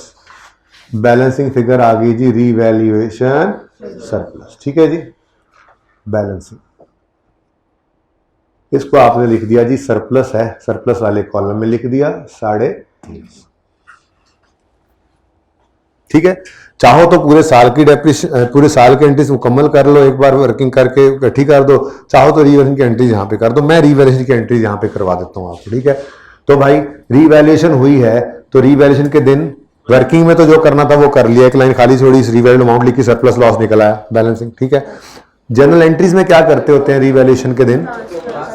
ट्रांसफर करते हैं अक्यूमुलेशन में जितना बैलेंस पड़ा है उसको उठा के एसेट अकाउंट, ताकि एसेट अकाउंट आ जाए बुक वैल्यू पे। अब मैंने माना कि वर्किंग भी आपको बता देती है कितनी डेप्शन अक्यूमुलेट हुई पड़ी है। देखो इस दिन से पहले कभी रीवैल्यूएशन का लफ्ज नजर आ रहा? नहीं। डेप्रिसिएशन कितनी बार नजर आई है? 2 बार, यानी आज तक 25 की डेप्शन अक्यूमुलेट हो चुकी है और टोटल कितना अक्यूमुलेशन बैलेंस पड़ा हुआ है? 50, ठीक है। क्योंकि अगर कभी इससे पहले रीवैल्यूएशन का लफ्ज नजर आ जाता ना तो उसका मतलब क्या होता कि उस दिन तक की डेप्शन तो ट्रांसफर हो चुकी है, तो नील होकर फिर अगली डेप्शन लेते। लेकिन ऐसा कुछ नहीं था। ये मैंने इसलिए यहां से वर्किंग से भी दिखाया कि हो सकता है पर्चे में वो इस साल की एंट्रीज डायरेक्ट मांग ले, ठीक है। हो सकता है इस साल की एंट्रीज डायरेक्ट मांग ले, तो आपके पास एंट्रीज हो ही ना अक्यूमुलेशन का बैलेंस देखने के लिए। मैंने कहा था ना स्टेप बाय स्टेप मोहताजी खत्म करेंगे। पहले दिन हमने लेजर बनाया था, वहां से हमने उठाया था बैलेंस, ओपनिंग कितना पड़ा। दूसरे दिन मैंने कहा लेजर को छोड़ो, एंट्री से देखो। तीसरे दिन अब मैं आपको क्या कह रहा हूं? छोड़ो एंट्रीज को भी, वर्किंग को ही देखो, वर्किंग को देखो। ये आज यहां पे खड़े हो ना आप, ठीक है। रीवैल्यूएशन के दिन खड़े होकर आपने ट्रांसफर करना है बैलेंस ऑफ अक्यूमुलेशन, ठीक है ना। इससे ऊपर देखो, कभी रीवैल्यूएशन का लफ्ज नजर आ रहा है? नहीं नजर आ रहा। इसका मतलब आज से पहले एसेट कभी रीवैल्यू नहीं हुआ। अब ये देख लो कितनी बार डेप्रिसिएशन आई है? 25 और 25 50, ठीक है। तो कितना अक्यूमुलेट हो चुका है बैलेंस? 50 का। इसको ट्रांसफर कर दें। ये तो हो गया आज का नया तरीका। अब कल वाला पुराना तरीका भी रिवाइज कर लेते हैं, ठीक है। वो क्या है? अक्यूमुलेशन क्रेडिट हुआ 25 से, फिर क्रेडिट हुआ 25 से, और अभी तक डेबिट नहीं हुआ। इसका मतलब कितना बैलेंस इसमें भर चुका है? 50 का। ये तो वहां से भी हमने डिसाइड कर लिया, ठीक है। तो अक्यूमुलेटेड डेप्शन अकाउंट, अब ट्रांसफर की एंट्री आपने बोलनी है, पास होने वाले बच्चों ने एंट्री बोलनी है। तो नहीं पास होना वाइट शर्ट तो बोल दे रही एंट्री। अब तुम सब चुप रहो, तुम बोलो एंट्री। सर अक्यूमुलेशन तो मैंने नहीं पढ़ाया हुआ, सर अक्यूमुलेशन डेबिट नहीं, मैंने तो ऐसी एंट्री नहीं पढ़ाई, सर अक्यूमुलेशन डेबिट और सिर्फ अक्यूमुलेटेड डेप्शन डेबिट। जी ठीक है, बोला करें एंट्रीज जी। अक्यूमुलेटेड डेप्रिसिएशन डेबिट, तो 1 जनवरी 14 को पहले ही दिन, पहले दिन नहीं, जिस दिन रीवैल्यूएशन हो रही है एंट्री उस दिन होनी है। एंट्री दरम्यान में हो जाए साल के, ये रीवैल्यूएशन दरम्यान में आ जाए साल के, रीवैल्यूएशन एंड पे चली जाए साल के, जिस दिन रीवैल्यूएशन होनी है पहला काम ये करना है जनरल एंट्रीज में, ट्रांसफर की एंट्री करनी, ठीक है ना। तो ट्रांसफर की एंट्री एक्यूमुलेटेड डेप्रिसिएशन डेबिट और एसेट क्रेडिट, ठीक है जी। कितने से? 50, 50, ओके नेक्स्ट। अब सरप्लस या लॉस होगा उसकी रिकॉर्डिंग करनी है। देख लो सरप्लस है लॉस है, सरप्लस है। एसेट प्लस हो रहा है, डेबिट हो रहा है, तो पहले एसेट को लिख लेते हैं। लॉस पहले होता तो प्रॉफिट एंड लॉस सीधा अभी अभी करके आए, profit and loss debit asset credit. जब पहले दिन पहले ही साल पहली दफा सरप्लस के लॉस ही आ गया था, ठीक है ना, तो एंट्री देख लेंगे। वर्किंग हमें खुद गाइड करेगी क्योंकि हमें ये पता है एसेट की नेचर डेबिट है, सरप्लस की नेचर क्रेडिट है और इसकी नेचर कोई नहीं है। प्रॉफिट जाएगा तो क्रेडिट, लॉस जाएगा तो डेबिट, ठीक है ना। तो एंट्री में वर्किंग खुद बता दिया करेगी। ओके जी। तो यकम जनवरी को asset debit revaluation surplus credit कितने से जी 350, ठीक हो गया। तो रीवैल्यूएशन की ये दो एंट्रीज होती हैं। ये 15 के साल 14 के साल में रीवैल्यूएशन हो रही है। जिस दिन रीवैल्यूएशन हो रही है उस दिन ये दो एंट्रीज हमने पास कर दी, ठीक है। लेकिन अभी ये साल पूरा नहीं हुआ, ठीक है। अभी इस साल के एंड पे जाकर डेप्रिसिएशन हमने करनी है कैलकुलेट। तो 31 दिसंबर 14 पर गए, अब डेप्रिसिएशन की जरूरत पेश आई तो 800 को डिवाइड करोगे रिमेनिंग लाइफ से। तो ये याद करवाना है ना, इसलिए हर साल रिमेनिंग लाइफ वाली बात आपको नहीं करना देता मैं, करनी नहीं, जब जरूरत पड़ेगी तब बता दूंगा, फिलहाल जरूरत नहीं है। मुझे तो अगली बार फॉर्मूला लिखने की जरूरत नहीं होती स्ट्रेट लाइन के अंदर। क्यों ऐसे टाइम जाया करके हर साल रिमेनिंग लाइफ लिखे हम, जरूरत ही कोई नहीं, सेम डेप्रिसिएशन आनी, ठीक है।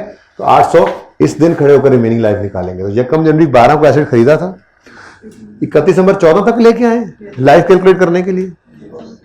बोलो 31 दिसंबर 14 तक तो 3 साल गुजर गए बेटा। हाँ मैं ये कह रहा हूँ ना, जरा ध्यान दे दो ना बात पे। मैं कह रहा हूँ 31 दिसंबर 14 तक लाइफ गिनेंगे, नहीं रिवैल्यूएशन के दिन तक यकम जनवरी 14 तक लाइफ गिननी है। तो यकम जनवरी 12 से यकम जनवरी 14 तक कितने साल गुजर चुके हैं, 2। एसेट की लाइफ कितने साल थी, 20 साल, कितने गुजर गए, 2। रिमेनिंग कितने हैं, 18। तो 800 बटा 18 और यही अशर सरप्लस के साथ करो 350 बटा 18। आंसर बताओ 44 और नजर भी आ रहा था वैसे तो कि 44 आया, तो पहले 25 आया करता था, तो 19 की डेफिनेशन एक्सेस हो गई, इंक्रीमेंटल हो गई। लेकिन हमने ऐसे थोड़े सोचना है, हमने तो शॉर्टकट रखा हुआ, क्योंकि देखो थोड़ी देर पहले ऐसे वाला सोचना फेल हो गया था जब लाइफ बदल गई थी। तो लेकिन अपना शॉर्टकट फिर भी काम आ गया था, सरप्लस या लॉस को डिवाइड कर दो जो जिस चीज से एसेट को डिवाइड किया उस।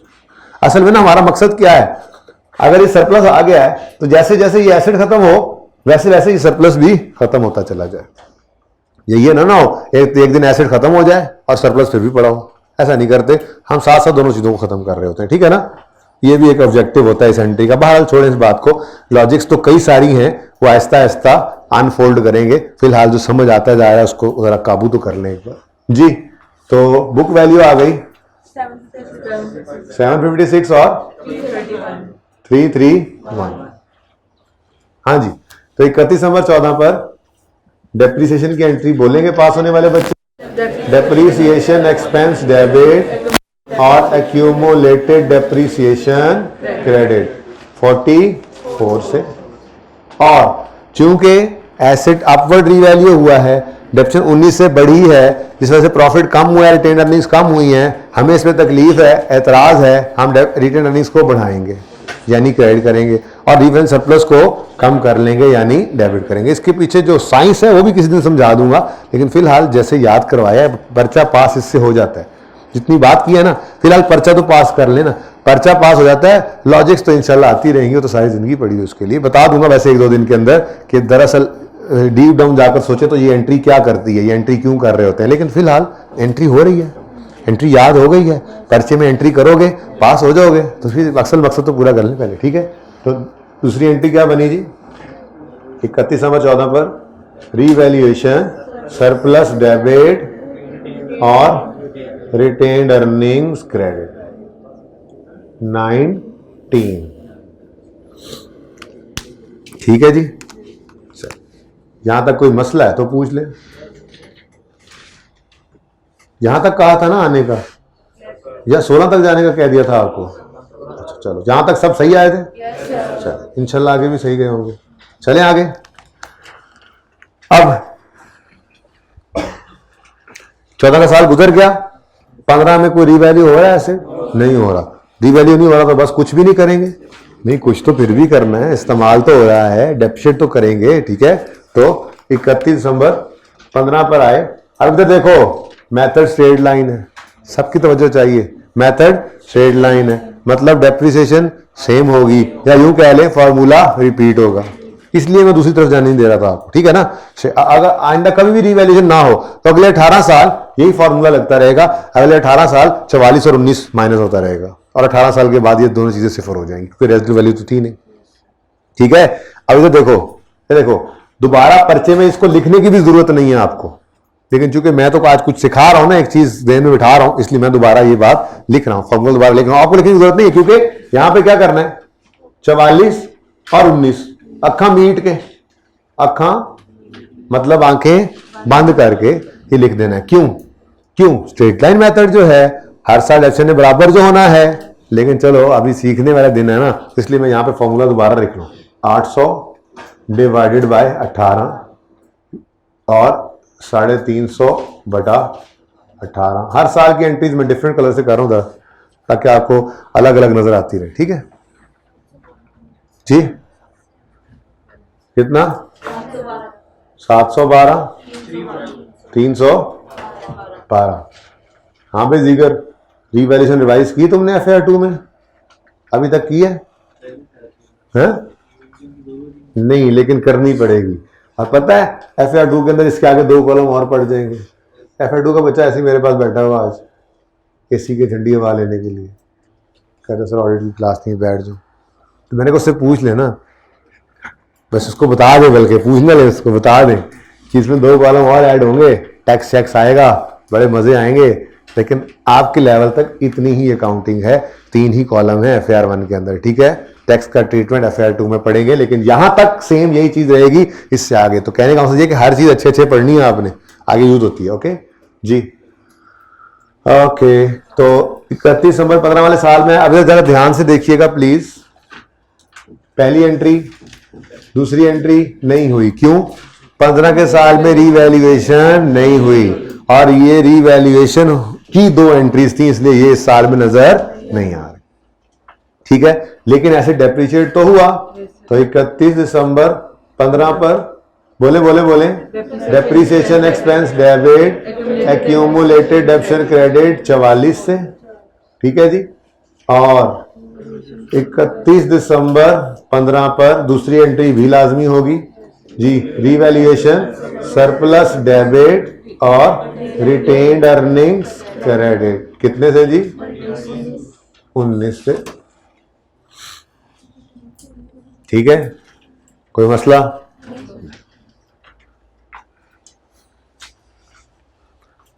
सोलह वाले साल के पहले दिन क्या हो रहा है? एसेट क्या हो रहा है? रीवैल्यू। क्या करेंगे जी? एक लाइन खाली छोड़ेंगे और रीवैल्यूड अमाउंट लिख लेंगे। क्या रीवैल्यू अमाउंट बता रहे हैं जी? 250।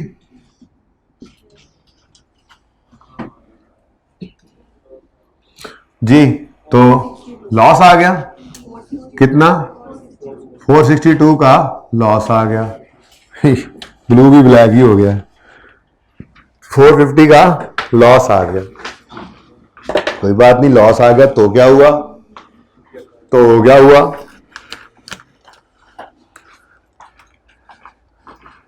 जी, अब लॉस में भी पहले क्या करना है? सर उठा के सरप्लस को देखना। अगर सरप्लस होगा तो पहले उसको खत्म करेगा, फिर प्रॉफिट एंड लॉस में चला जाएगा, ठीक है। तो लॉस ने देखा कितना सरप्लस पड़ा हुआ है, खा गया इसको, हजम हड़प, डिगार भी नहीं लिया और फिर भी बच गया कितना? 150। तो यह 150 का लॉस चला जाएगा प्रॉफिट एंड लॉस अकाउंट, ठीक है। ओके,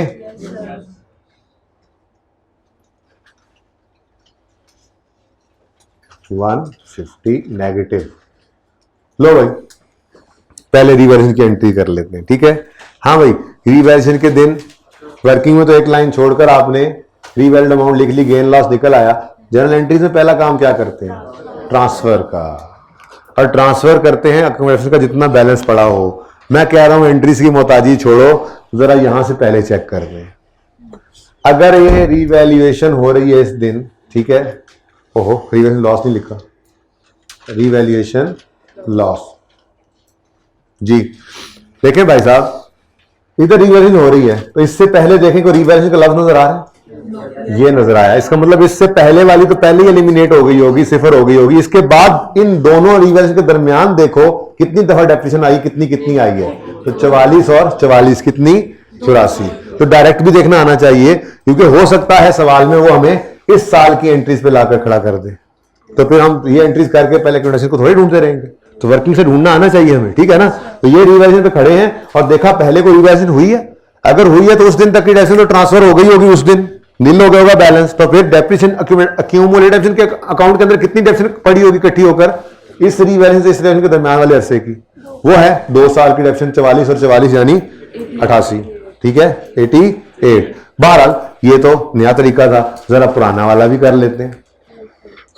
क्रेडिट क्रेडिट डेबिट होकर नील हो गया था 50, फिर 44 से क्रेडिट हुआ अक्यूमुलेशन, डेबिट नहीं हुआ, 44 से क्रेडिट हुआ, डेबिट नहीं हुआ, यानी आज तक 88 से क्रेडिट हो चुका है। यह है अक्यूमुलेटेड डेप्रिसिएशन अकाउंट का बैलेंस रिवैल्यूएशन के दिन, जिसको ट्रांसफर करना है हमने एसेट अकाउंट में, ठीक है। तो एंट्री बनेगी,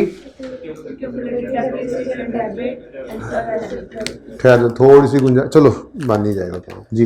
1 जनवरी 16 पर बोले बोले बोले accumulated depreciation debit asset credit 88 से, और फिर 1 जनवरी 16 पर रिवैल्यूएशन की एंट्री हो रही है, और एंट्री हमें वर्किंग खुद कराएगी। वर्किंग को देखो जाकर, एसेट क्या हो रहा है माइनस, डेबिट नेचर की चीज माइनस हो रही है, मतलब क्रेडिट। तो एसेट हो गया क्रेडिट कितने से, 462 से। आगे बढ़ो, रिवैल्यूएशन सरप्लस क्या हो रहा है माइनस, नेचर है इसकी क्रेडिट, तो इसको कम करना है तो डेबिट करेंगे। तो रिवैल्यूएशन सरप्लस का अकाउंट हो गया डेबिट 312 से। प्रॉफिट एंड लॉस के अंदर क्या जा रहा है, रिवैल्यूएशन लॉस। यहां ना लिखो रिवैल्यूएशन सरप्लस लॉस, बस लिखो प्रॉफिट एंड लॉस, अल्लाह खैर सल्ला, ठीक है। और ये बैलेंसिंग फिगर है हमारी।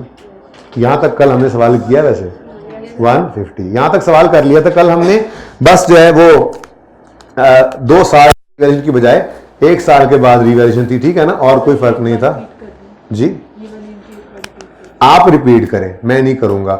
ये बताएं ये क्या हो रहा है, नहीं ये क्या है, एसिड में से क्या हो रहा है 462 माइनस, एसिड की नेचर क्या है डेबिट, तो अगर उसमें से माइनस करना है तो क्या करेंगे, एसिड क्रेडिट 462 से। आगे बढ़े, ये क्या क्या है, रिवैल्यूएशन सरप्लस है, इसकी नेचर क्रेडिट है, इसमें से ये क्या हो रहा है 312 माइनस, अगर क्रेडिट नेचर की चीजों में कुछ माइनस करना है तो डेबिट, तो रिवैल्यूएशन सरप्लस 312 से डेबिट।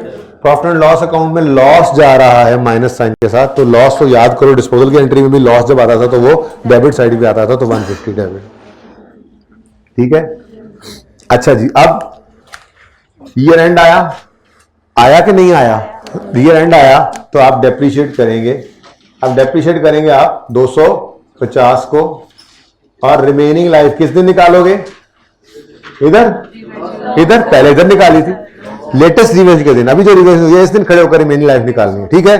तो 1 जनवरी 16 पे खड़े होकर रिमेनिंग लाइफ निकालनी, 31 दिसंबर 16 पे निकालनी, याद रखना। 1 जनवरी 16 पे रिमेनिंग लाइफ निकालेंगे आप, तो 1 जनवरी 16 के ऊपर खड़े होकर आप कहोगे 1 जनवरी 12-16 तक कितने साल गुजर गए, 4। कितने साल गुजर गए, 4। टोटल लाइफ थी 20, 4 गुजर गए तो रिमेनिंग 16, तो डिवाइड बाय 16, और 150 के साथ भी वही अशर करो, डिवाइडेड बाय 16 कर दो जी।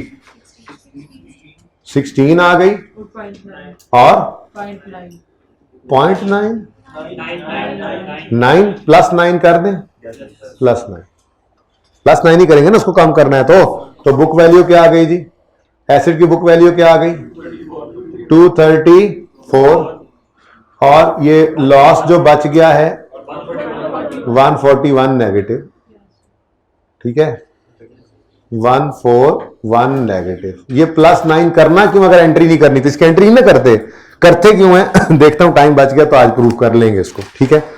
अच्छा जी, तो आगे भाई ये एंड पे हम 31 दिसंबर 16 पर डेप्रिसिएशन की एंट्री बताओ। Depreciation expense debit accumulated depreciation credit 16 से, ठीक है।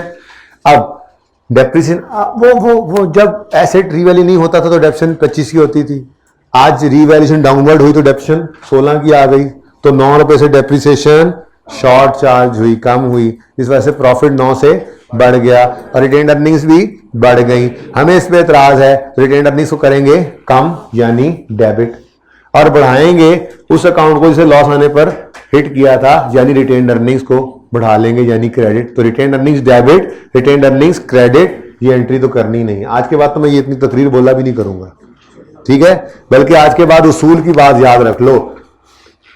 14 वाले साल में सरप्लस का बैलेंस आ रहा है, बोलो, तो डेप्रिसिएशन की ट्रांसफर करनी है, इंक्रीमेंट डेप्रिसिएशन की ट्रांसफर करनी है आपने।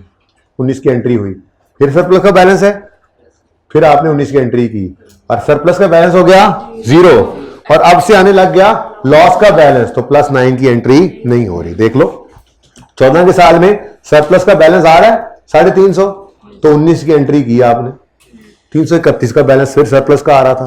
15 के साल में भी सरप्लस का बैलेंस आ रहा था, तो डेप्रिसिएशन की 2 एंट्रीज हुई, दोनों पहले डेप्रिसिएशन की और फिर इंक्रीमेंटल डेप्रिसिएशन, ठीक है।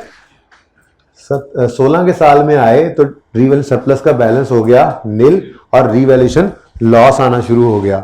लॉस वाले साल के अंदर हमने सिर्फ डेप्रिसिएशन की एक एंट्री की, दूसरी एंट्री पास नहीं की। +9 क्यों किया है उसकी कोई जरूरत होती है बता देता हूं अभी आखिरी 2-4 मिनट में, ट्राई करते हैं, टाइम बच गया तो, ठीक है, सही है। उसके बाद अगला साल आया, 17 का साल आया। 17 के साल में एसेट रीवैल्यू नहीं हुआ, तो कुछ नहीं हुआ, इसका मतलब डेप्रिशिएट ही करेंगे बस, ठीक है। तो 31 दिसंबर 17 पर खड़े होकर देखो भाई, इधर स्ट्रेट लाइन मेथड है, पर्चे के अंदर तो सिर्फ 16 और +9 लिख देना है आपने, दोबारा फॉर्मूला नहीं लिखना, लेकिन आपके लिए मैं लिख रहा हूं, ठीक है। हम क्या करेंगे, 250 डिवाइडेड बाय 16 और 150 डिवाइडेड बाय 16, ठीक है जी। 16 और +9 218 और 132। अब इधर देखो, 17 के साल में पहली एंट्री होगी, क्यों, रिवैल्यूएशन नहीं है, दूसरी एंट्री होगी, तो हैंस प्रूव्ड रिवैल्यूएशन के साल में ये 2 एंट्रीज आ रही हैं, जिस साल रिवैल्यूएशन नहीं हो रही उस साल ये 2 एंट्रीज नहीं।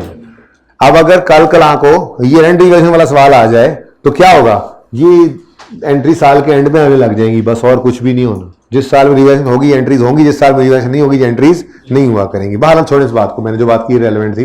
31 दिसंबर 17 ईयर एंड की रिवैल्यूएशन वाला सवाल तो आने दें, फिर कर लेंगे ना, मैं कभी कभी स्लिप हो जाता हूँ। 31 दिसंबर 17 depreciation expense debit, accumulated depreciation credit 16 और +9 की एंट्री पास नहीं करनी।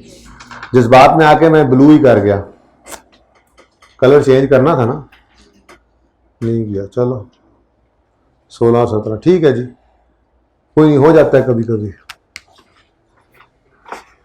वैसे इतना मसला तो नहीं है, 1 मिनट लगेगा, जरा दूर से ही पता लग जाता है, ठीक है ना। जरा साल अलग अलग होंगे, साल अलग अलग होंगे, साल अलग अलग होंगे। मैं थोड़ी सी एफर्ट कर लेता हूँ, आपकी पिक्चर में आपको फायदा हो जाएगा जी। नहीं है पिक्चर आपकी, कैमरा नहीं है आपके पास, मोबाइल नहीं है पिक्चर वाला, चलो सर क्या कर सकते हैं फिर। वैसे है कोई आज ऐसा बंदा आज को मौजूद है दुनिया के अंदर, ऐसा कोई बंदा?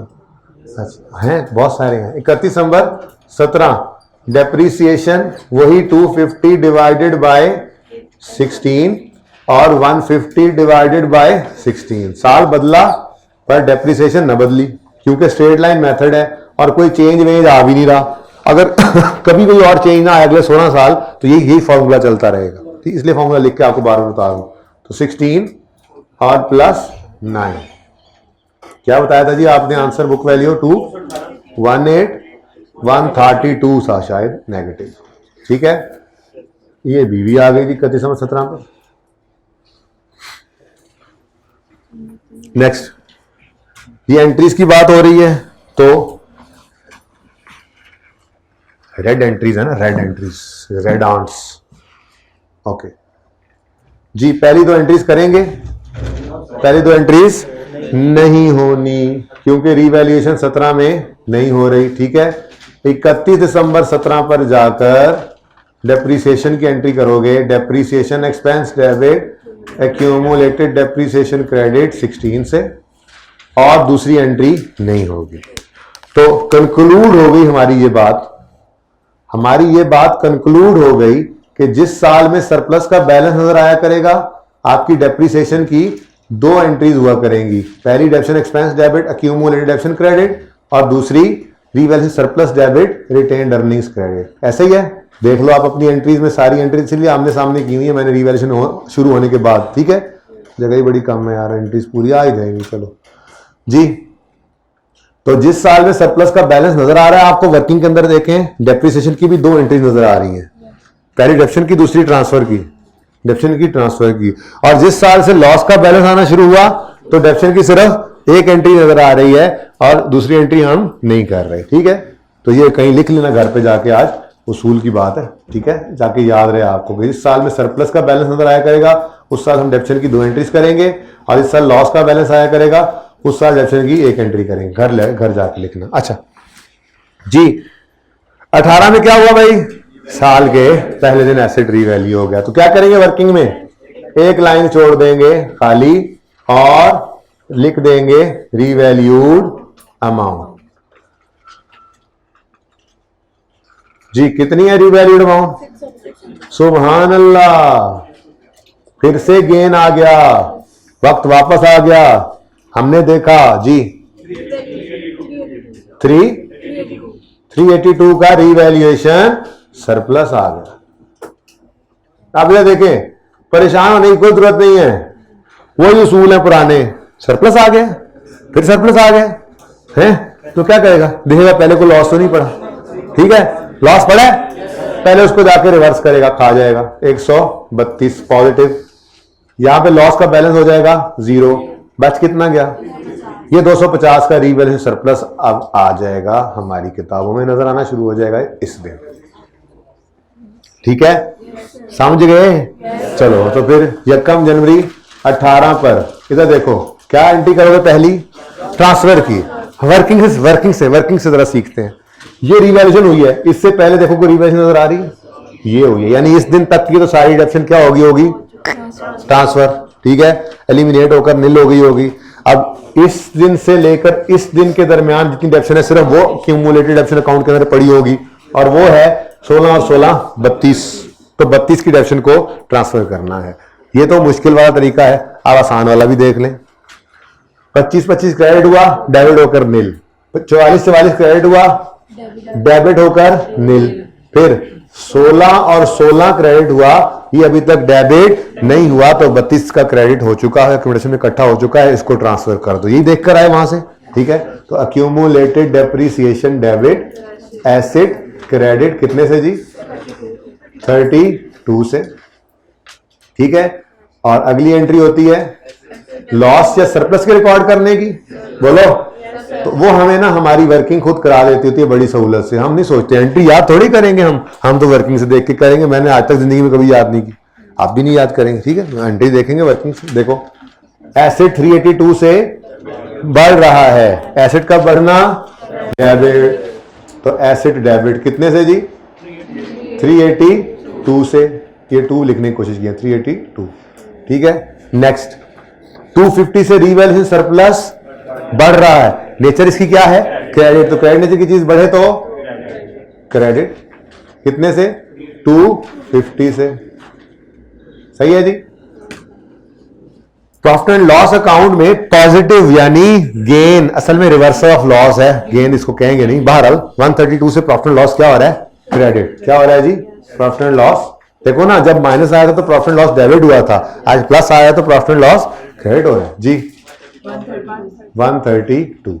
अब आज की एंट्री के अंदर बैलेंसिंग ये था, ये नहीं कि अंधाधुंध profit and loss he balancing होगा।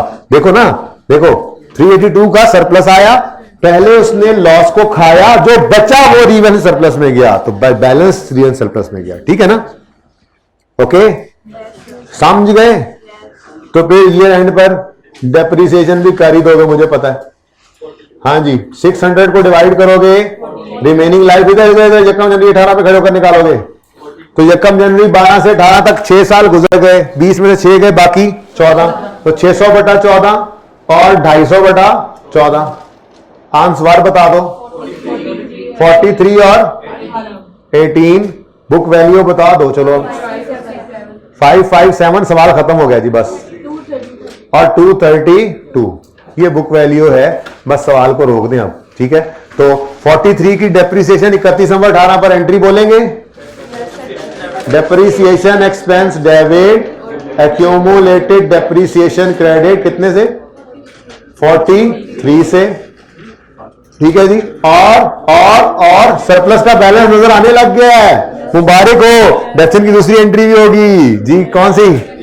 Revaluation surplus debit retained earnings credit 18 से, ठीक है। तो देखो ये सवाल इसलिए मैंने आपके साथ इतना टाइम लगाकर ये किया और टेस्ट का क्वेश्चन नंबर 1 नहीं डिस्कस किया कि इसने ना आपकी रिवैल्यूएशन को एक साइड पे लगा देना था। अब प्रैक्टिस ही है। अब मैं जरा रिलैक्स होकर कल रिवैल्यूएशन को रोक कर भी आपके साथ सारा लेक्चर भी टेस्ट डिस्कस करता हूं, मुझे कोई टेंशन नहीं है क्योंकि रिवैल्यूएशन एक तरफ लग गई है किसी हद तक, ठीक है ना। तो ये उसूल की बात आपने लिख भी ली होगी कि रिवैल्यूएशन के जिस साल में सरप्लस का बैलेंस नजर आए, डेप्रिसिएशन की 2 एंट्रीज देखो 14 के अंदर 31 नंबर 14 पर 31 नंबर ये यकम जनवरी 14 पर सरप्लस का बैलेंस आ रहा है। 31 नंबर 14 यानी यकम 15 पर भी सरप्लस का बैलेंस आ रहा है। तो 14 और 15 के साल में सरप्लस ये डेप्रिसिएशन की 2 एंट्रीज हुई। फिर 15 के साल के खत्म होने के बाद 16 का साल का शुरू होते ही सरप्लस 0 हो गया और लॉस का बैलेंस नजर आने लग गया।